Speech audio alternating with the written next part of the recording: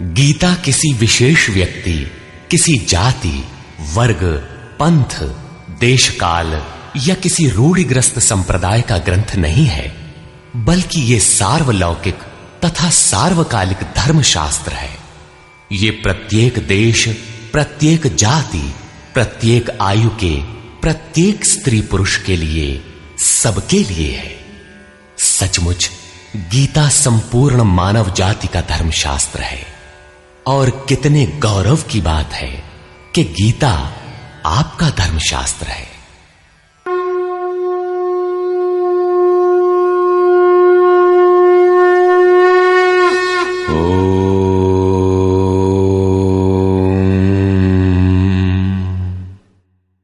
श्री परमात्मने नमः।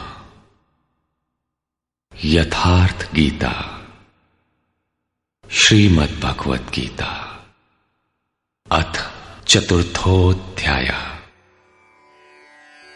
अध्याय 3 में योगेश्वर श्री कृष्ण ने आश्वस्त किया था कि दोष दृष्टि से रहित होकर जो भी मानव श्रद्धा युक्त हो मेरे मत के अनुसार चलेगा, वो कर्मों के बंधन से भली प्रकार छूट जाएगा। कर्म बंधन से मुक्ति दिलाने की क्षमता योग, ज्ञान योग या कर्म योग दोनों में है। योग में ही युद्ध संचार निहित है। प्रस्तुत अध्याय में वे बताते हैं कि इस योग का प्रणेता कौन है, इसका क्रमिक विकास कैसे होता है। श्री भगवानुवाच।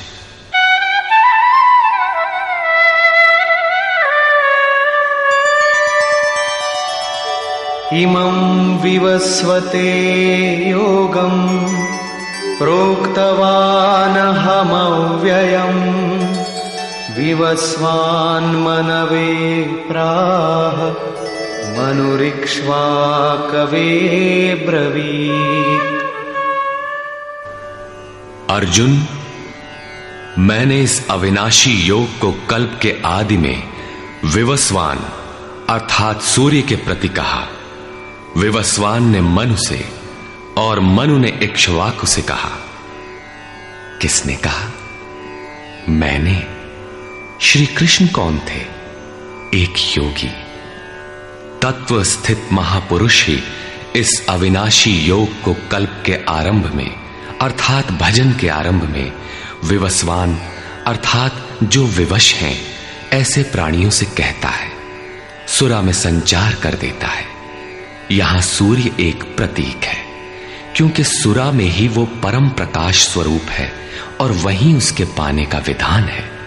वास्तविक प्रकाशदाता अर्थात सूर्य वहीं है। ये योग अविनाशी है। योगेश्वर श्री कृष्ण ने कहा था कि इसमें आरंभ का नाश नहीं होता।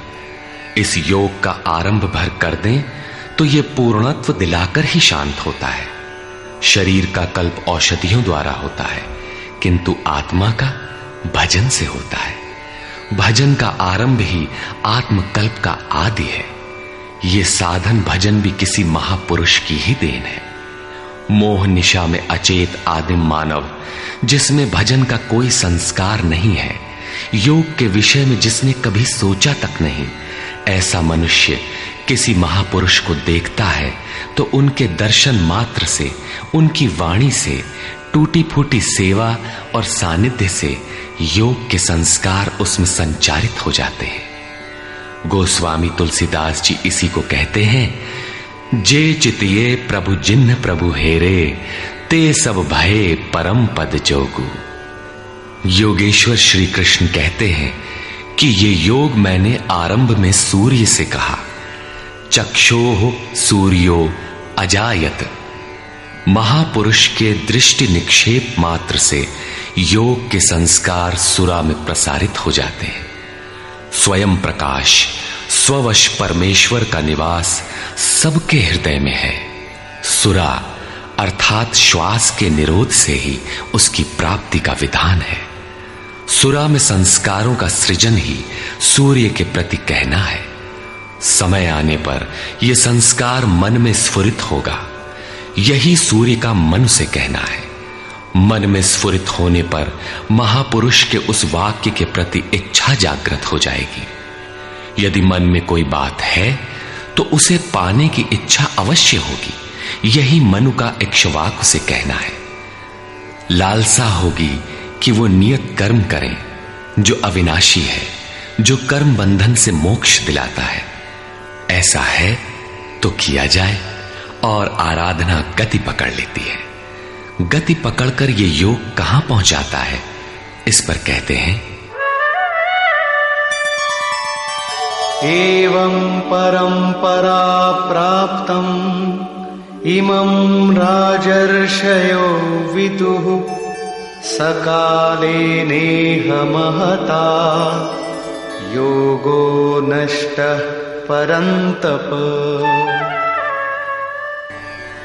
इस प्रकार किसी महापुरुष द्वारा संस्कार रहित पुरुषों की सुरा में, सुरा से मन में, मन से इच्छा में और इच्छा तीव्र होकर क्रियात्मक आचरण में ढलकर ये योग क्रमशः उत्थान करते करते राजर्षि श्रेणी तक पहुंच जाता है। उस अवस्था में जाकर विदित होता है। इस स्तर के साधक में रिद्धियों सिद्धियों का संचार होता है। वो योग इस महत्वपूर्ण काल में इसी लोक अर्थात शरीर में प्रायः नष्ट हो जाता है। इस सीमा रेखा को कैसे पार किया जाए? क्या इस विशेष स्थल पर पहुंचकर सभी नष्ट हो जाते हैं? श्री कृष्ण कहते हैं, नहीं, जो मेरा आश्रित है, मेरा प्रिय भक्त है, अनन्य सखा है, वो नष्ट नहीं होता।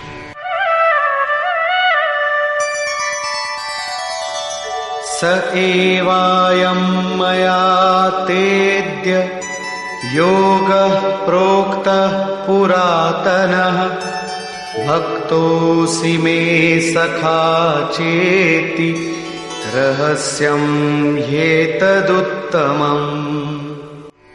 वो ही ये पुरातन योग अब मैंने तेरे लिए वर्णन किया है, क्योंकि तू मेरा भक्त और सखा है और ये योग उत्तम रहस्यपूर्ण है। अर्जुन क्षत्रिय श्रेणी का साधक था, राजर्षि की अवस्था वाला था, जहां रिद्धियों सिद्धियों के थपेड़े में साधक नष्ट हो जाता है। इस काल में भी योग कल्याण की मुद्रा में ही है, किंतु प्रायः साधक यहां पहुंचकर लड़खड़ा जाते हैं।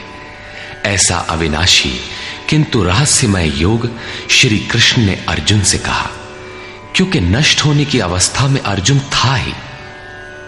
क्यों कहा?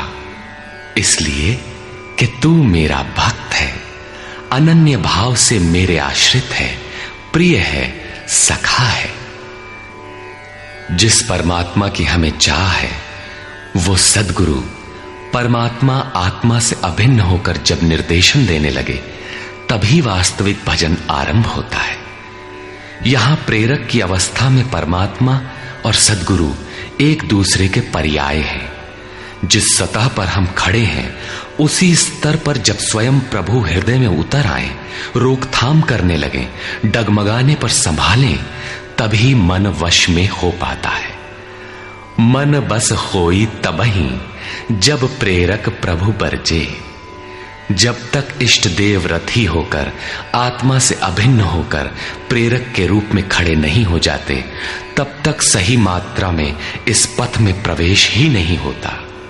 वो साधक प्रत्याशी अवश्य है, लेकिन भजन उसके पास कहां? पूज्य गुरुदेव भगवान कहा करते थे, हो हम कई बार नष्ट होते होते बच गए, भगवान ने ही बचा लिया। भगवान ने ऐसे समझाया, ये कहा। हमने पूछा, महाराज जी, क्या भगवान भी बोलते हैं, बातचीत करते हैं? बोले, हां, हो, भगवान ऐसे बतियावत हैं जैसे हम तुम बतियाई, घंटों बतियाई और क्रम न टूटे। हमें उदासी हुई और आश्चर्य भी कि भगवान कैसे बोलते होंगे, ये तो बड़ी नई बात है। कुछ देर बाद महाराज जी बोले, काहे घबराता है, तो हूं से बतियाई हैं। अक्षरशः सत्य था उनका कथन, और यही सख्य भाव है। सखा की तरह वे निराकरण करते रहें, तभी इस नष्ट होने वाली स्थिति से साधक पार हो पाता है। अभी तक योगेश्वर श्री कृष्ण ने किसी महापुरुष द्वारा योग के आरंभ, इसमें आने वाले व्यवधान, उससे पार पाने का रास्ता बताया। इस पर अर्जुन ने प्रश्न किया। अर्जुन उवाच,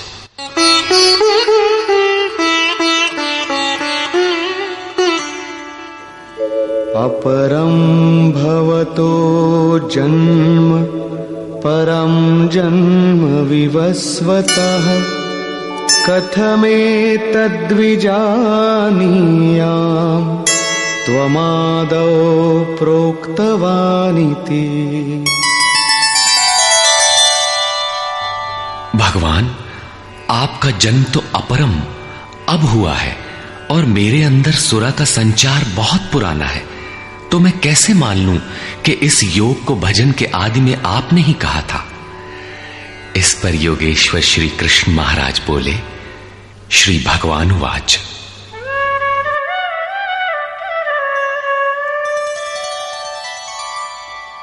बहूनि मे व्यतीतानि जन्मानि तव चार्जुन तान्यहं वेद सर्वाणि न त्वं वेत्थ परन्तप। अर्जुन, मेरे और तेरे बहुत से जन्म हो चुके हैं। हे परम तप, उन सबको तू नहीं जानता, किंतु मैं जानता हूं। साधक नहीं जानता, स्वरूपस्थ महापुरुष जानता है, अव्यक्त की स्थिति वाला जानता है। क्या आप सबकी तरह पैदा होते हैं?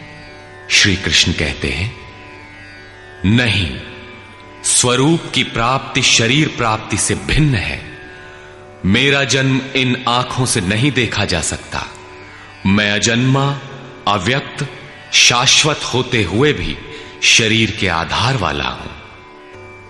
अवधू जीवत में कर आशा, मुए मुक्ति गुरु कहे स्वार्थी, झूठा दे विश्वासा। शरीर के रहते ही उस परम तत्व में प्रवेश पाया जाता है। लेश मात्र भी कमी है तो जन्म लेना पड़ता है। अभी तक अर्जुन श्री कृष्ण को अपने समान देहधारी समझता है। वो अंतरंग प्रश्न रखता है, क्या आपका जन्म वैसा ही है जैसा सबका है? क्या आप भी शरीरों की तरह पैदा होते हैं? श्री कृष्ण कहते हैं, अजोऽपि सन्नव्ययात्मा भूतानामीश्वरोऽपि सन् प्रकृतिं स्वामधिष्ठाय संभवाम्यात्ममायया। मैं विनाश रहित, पुनः जन्म रहित और समस्त प्राणियों के स्वर में संचारित होने पर भी अपनी प्रकृति को अधीन करके आत्म माया से प्रकट होता हूं। एक माया तो